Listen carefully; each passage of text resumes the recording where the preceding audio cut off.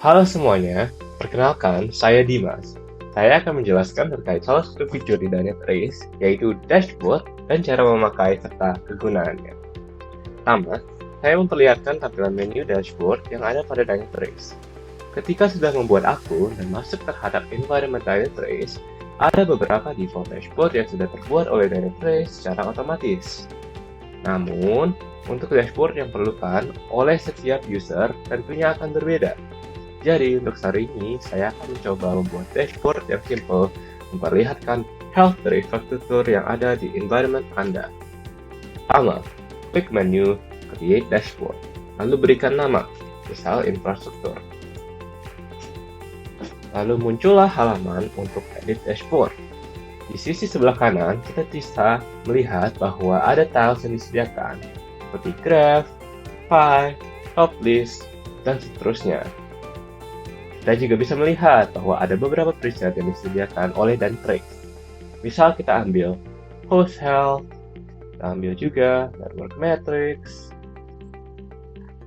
ambil juga misal service health, dan ambil misal dua lagi, kita ambil problems dan smartscape. Nah, itu untuk preset. Namun, bagaimana jika kita ingin memakai custom metrics?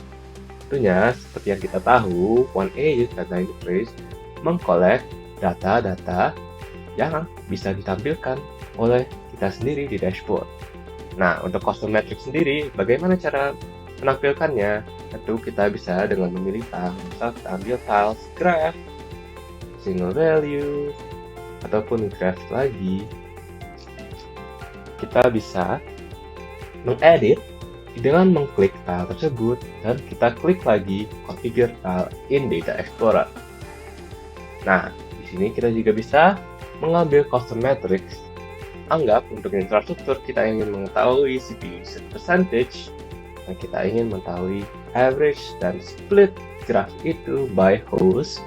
Dimana per host kita lakukan run query. Nah, kita bisa lihat datanya. Namun, secara logis, CPU usage tidak bisa melebihi 100%. Jadi ketika kita mempunyai wire matrix sampai dari 0 nilainya sampai 120, kita bisa ubah di sini dengan menentukan nilai min dan max dari y-axis tersebut. Misal jadi 0 sampai 100. Nah, kita bisa mendapatkan data yang akurat tentang CPU usage dari tiap host. Kita lakukan save changes to dashboard, dan di sini kita bisa ubah juga judulnya, misalnya menjadi CPU usage.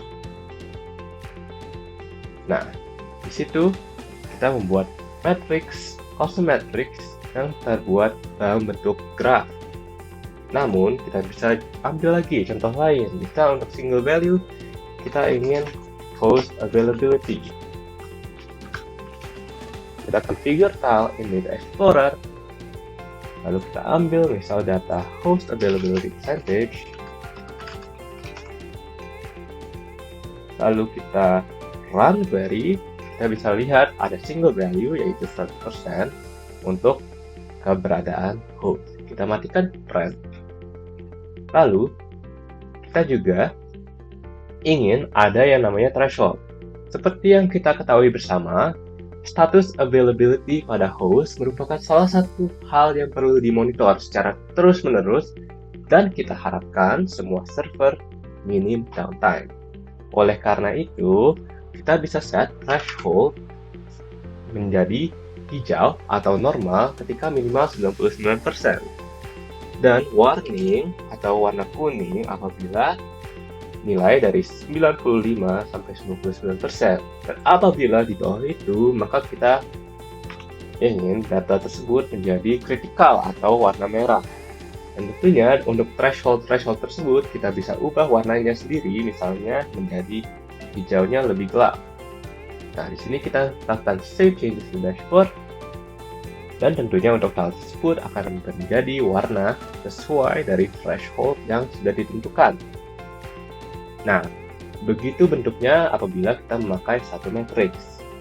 Namun, bagaimana kalau misalnya kita ingin membandingkan antara metrik atau ada lebih dari satu metrik. Tentunya kita bisa.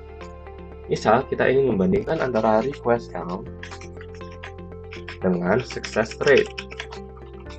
Di sini kita bisa lakukan configure in Data Explorer, lalu pilih metrik untuk request count. Misalnya kita ambil dari service, request count,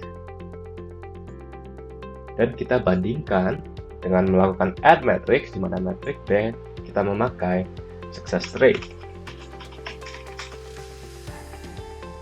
Nah, kita pilih datanya misal persentil 90, split by service, dan lakukan run query.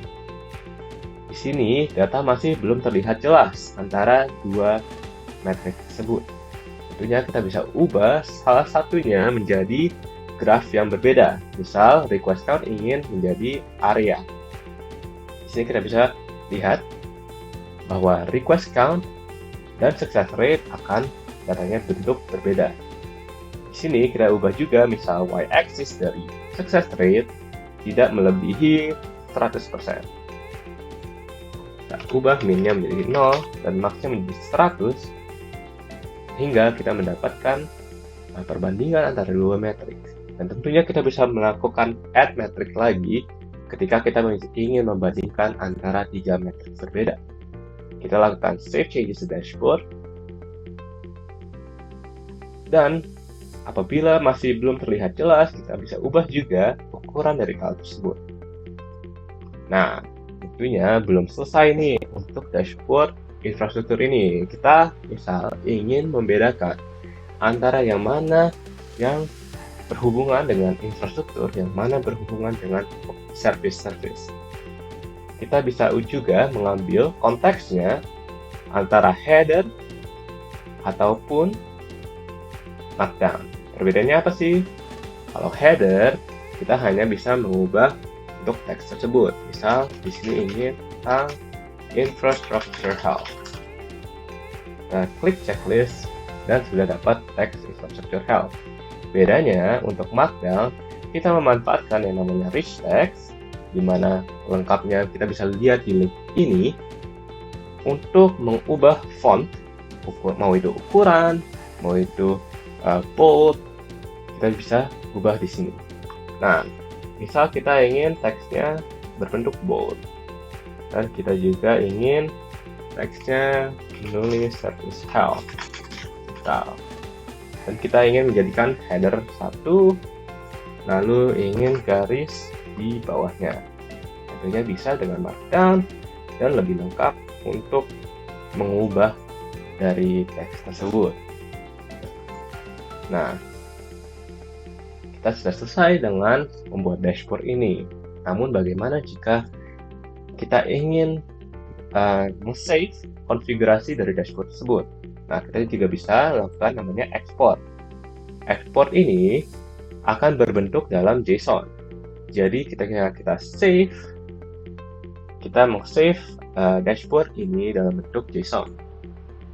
Nah, bagaimana ceritanya apabila kita ingin mengekspor dan mengimpor data-data yang dari environment database orang lain? Tentunya kita bisa melakukan import dashboard dan mengimport file misalnya yang JSON dari hasil ekspor environment lain. Kita lakukan open, lalu kita mengimpor dashboard tersebut, dan kita mendapatkan hasil dashboard dari environment lain. Tentunya bisa kita otak-atik sendiri agar lebih representatif dari environment sendiri. Nah, itu saja tutorial basic dashboard dan Dynatrace pada video kali ini. Namun masih banyak fitur yang belum dieksplor. Tentunya dapat juga lihat dokumentasi pada link ini untuk penjelasan lebih lengkap terkait dashboard Dynatrace. Untuk kali ini saya tutup videonya. Sekian, terima kasih.